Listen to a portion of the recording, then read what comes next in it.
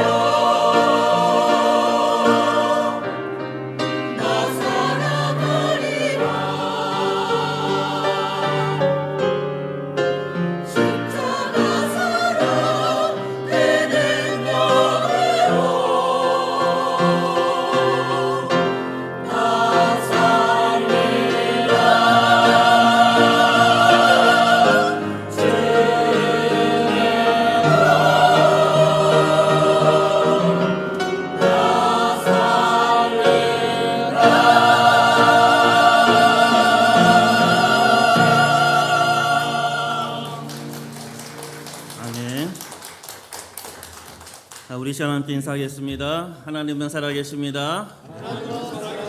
우리가 지난주에 함께 인사했던 인사 아시죠? 당신의 사랑의 언어로 뭐 하겠다고요? 네, 사랑하겠습니다. 이 인사 같이 한번 해보겠습니다. 당신의 사랑의 언어로 사랑하겠습니다.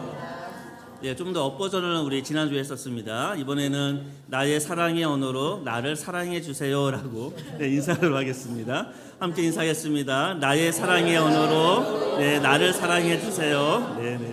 오늘도 주님의 사랑이 저와 여러분에게 함께하기를 소원합니다.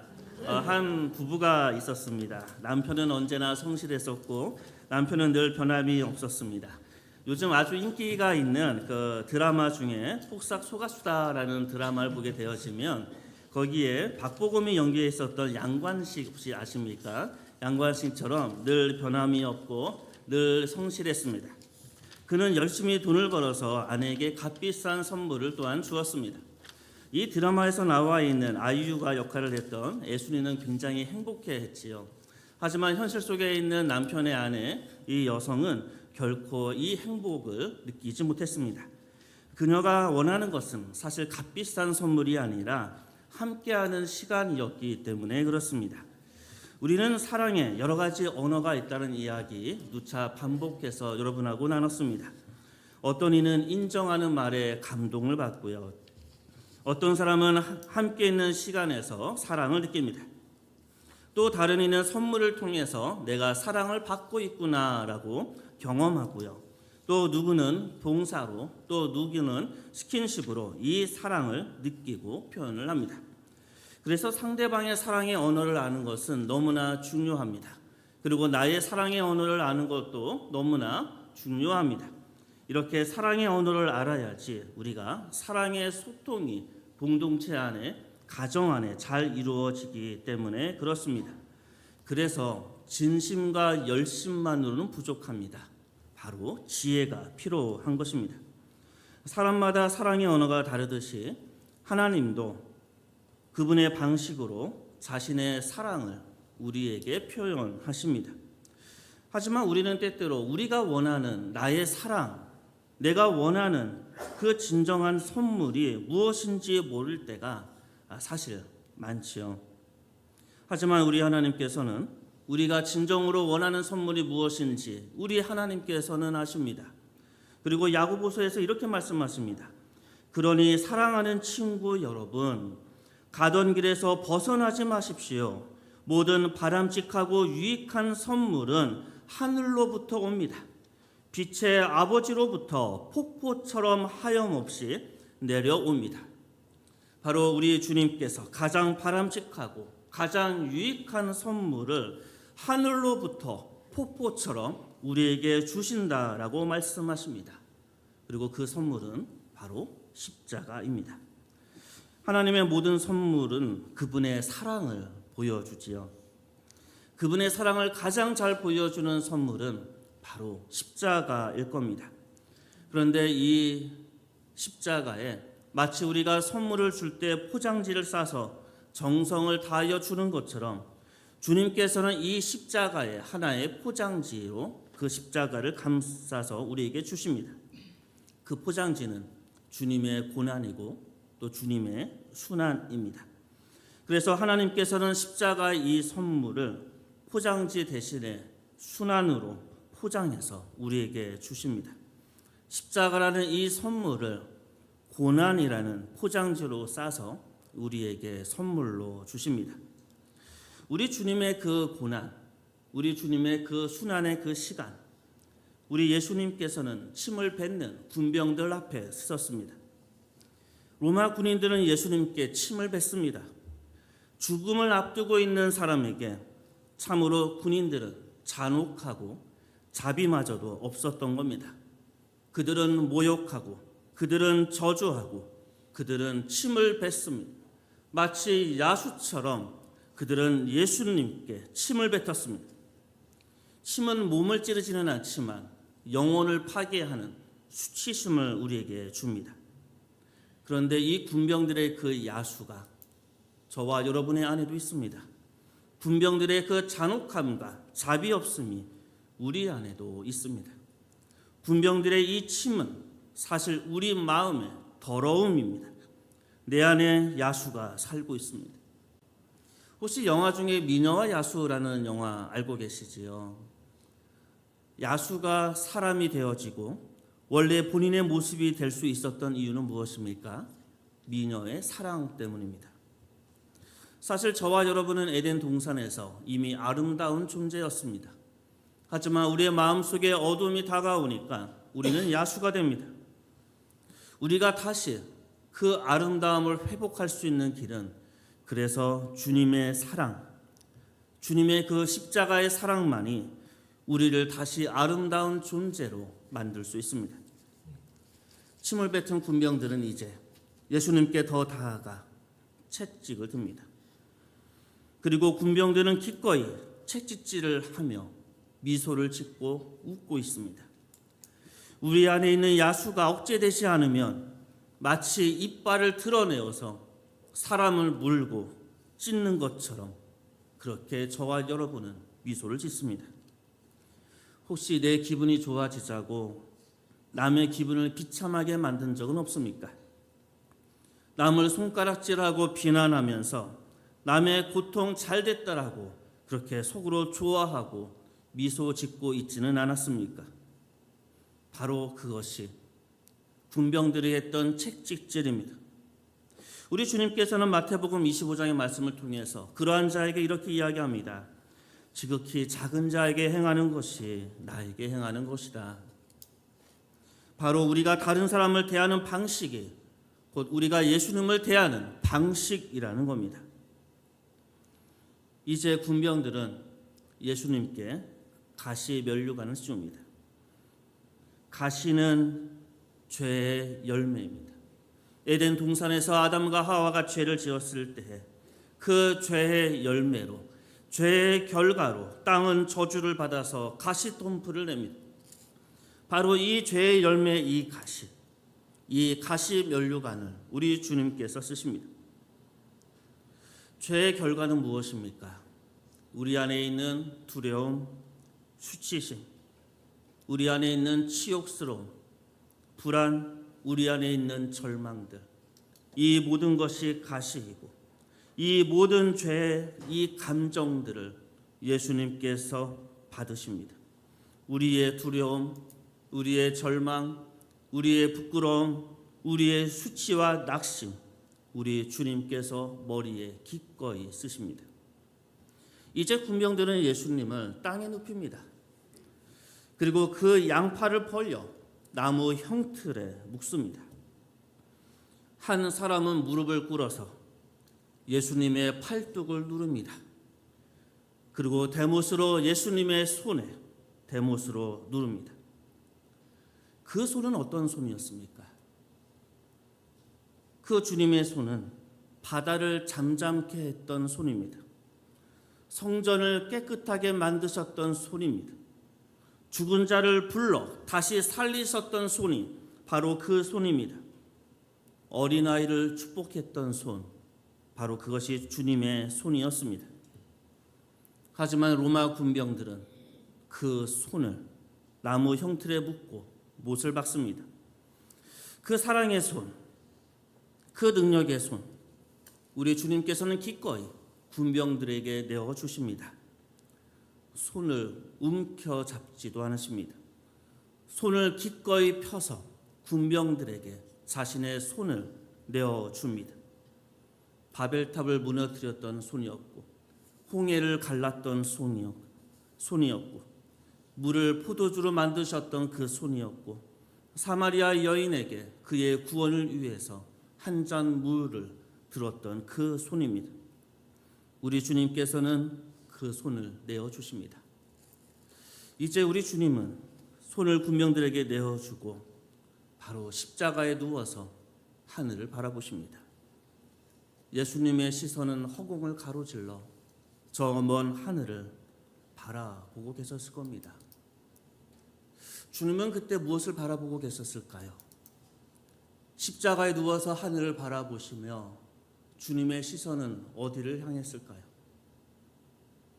아마 아버지 하나님 그리고 저와 여러분을 향한 시선이었을 것입니다. 이제 군병들은 주님의 손에 대못을 박습니다.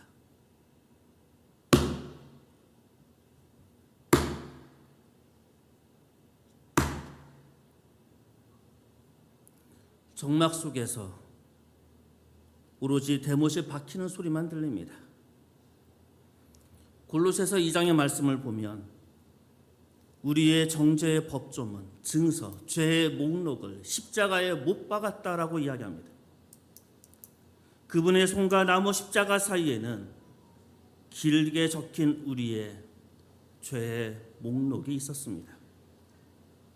우리의 실수, 우리의 이름, 우리의 정욕, 우리의 거짓말, 탐욕, 우리의 그 죄의 목록을 십자가에 못 박으십니다. 그분은 손을 움켜쥐지 않으셨습니다. 그분은 저항하지 않았습니다. 나의 실패와 나의 죄가 적힌 그 목록을 기꺼이 손에 못 박히십니다. 저와 여러분이 없는 그런 천국을 우리 주님은 생각할 수 없었기 때문에 우리 예수님은 무엇을 선택하신 겁니다. 저와 여러분이 없는 영원한 삶을 우리 주님은 상상하지 못했기 때문에 기꺼이 무엇을 택하십니다. 그래서 망치자루를 쥐고 있는 손은 사실 로마 보병의 손이 아니었습니다. 망치를 내리치는 그 힘은 성난 폭도가 아니었습니다. 예수님께서 친히 못을 선택하신 겁니다. 그리고 그 못은 로마 병사의 손이 아니라 하나님의 손에 의해서 내려친 겁니다. 그리고 하나님의 약속이 이 못에 담겨집니다. 내가 너의 잘못을 용서하겠다.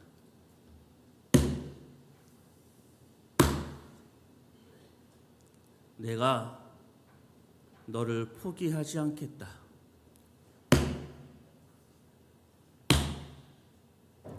내가 너와 함께 하겠다.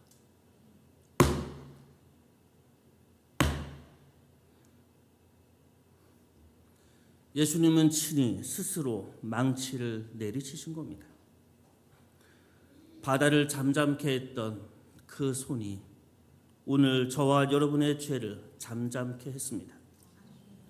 성전을 깨끗하게 하셨던 그 손이 오늘 저와 여러분의 마음을 깨끗하게 하십니다. 죽은 자를 살리셨던 그 손이 오늘 저와 여러분을 살리십니다. 그 손은 하나님의 손이고 그 못은 하나님의 못입니다. 못 박히실 때 우리 주님께서는 손을 활짝 펴셨지요. 마치 천국 앞에서 저와 여러분을 기다리며 손을 활짝 펴고 맞이해 주시는 것처럼 우리 주님은 손을 활짝 펴고 저와 여러분을 맞이해 주십니다. 이제 우리의 시선은 십자가에 달려있는 죄패를 보게 됩니다. 히브리어와 로마어와 헬라어로 써져 있는 그 죄패를 봅니다. 유대인의 왕 예수 그리스도. 빌라도는 그 죄패를 통해서 예수님을 모욕하고 싶었습니다. 빌라도는 그 죄패를 통해서 예수님을 조롱하려고 했습니다. 세상 사람들은 그 죄패를 통해서 예수님을 조롱하고 모욕하고 침을 뱉습니다. 하지만 그거 아십니까? 빌라도는 오히려 복음을 전파하기 위한 하나님의 도구가 됩니다. 바로 그것은 너희의 언어로, 히브리 말로, 로마의 말로, 헬라의 말로, 우리 한국의 말로, 영어로, 너희가 쓰는 언어로 말하겠다는 하나님의 의지를 담아냅니다. 그리고 오늘 저와 여러분에게 선언합니다. 너의 왕 예수 그리스도. 나는 너의 왕 예수 그리스도. 우리 주님께서 그렇게 말씀하십니다. 오늘 본문의 말씀은 이렇지요. 내가 땅에서 들리면 모든 사람을 내게 내게로 이끌겠노라. 주님의 십자가를 통하여 인류의 모든 사람을 하나님께로 이끌겠다는 하나님의 사랑의 강력한 의지를 담아내십니다. 그래서 십자가는요, 단순한 고통의 도구가 아닙니다. 모든 인류를 하나님의 품으로 이끄시겠다는 우리 주님의 사랑의 끈입니다.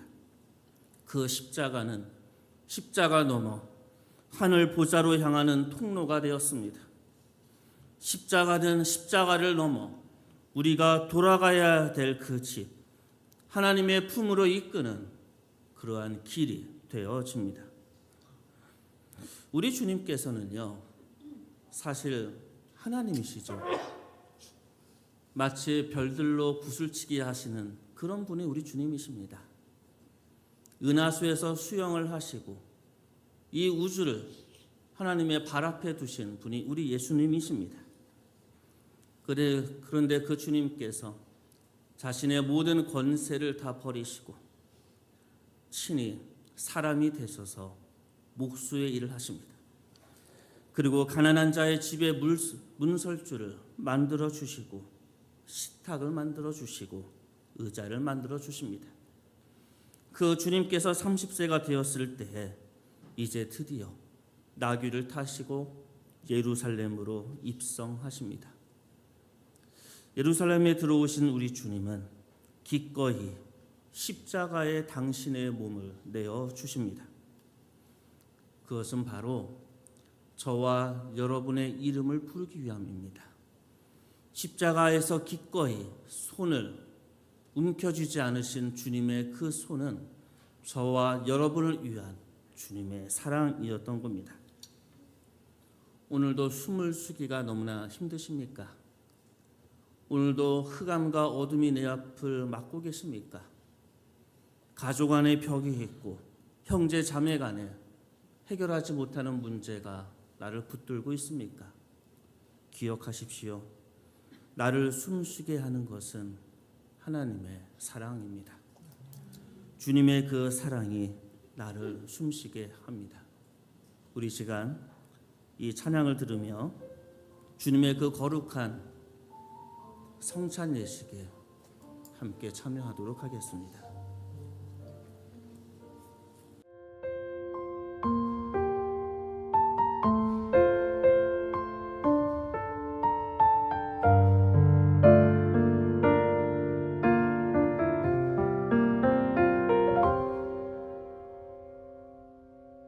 주 사랑이 나를 숨쉬게 해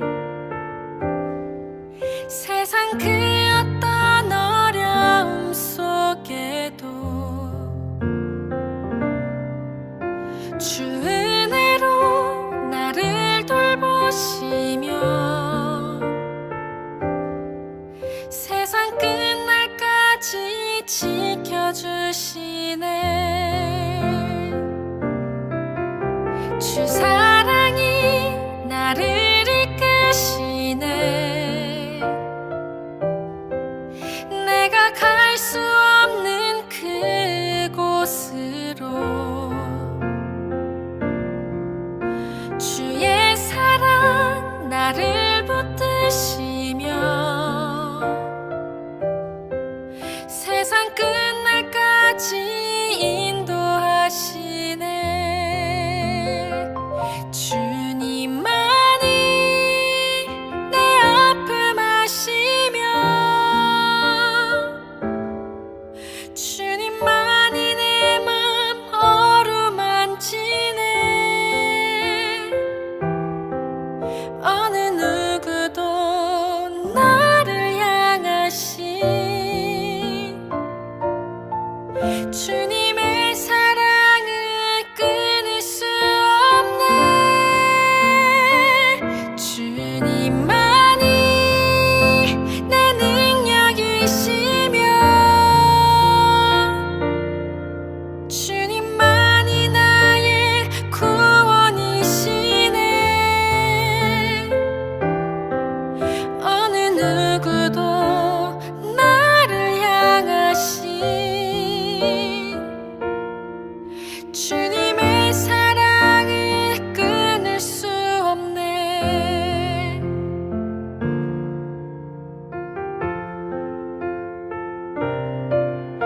주 사랑이 나를 숨쉬게 해. 세상 그 어떤 어려움 속에도 주 은혜로 나를 돌보시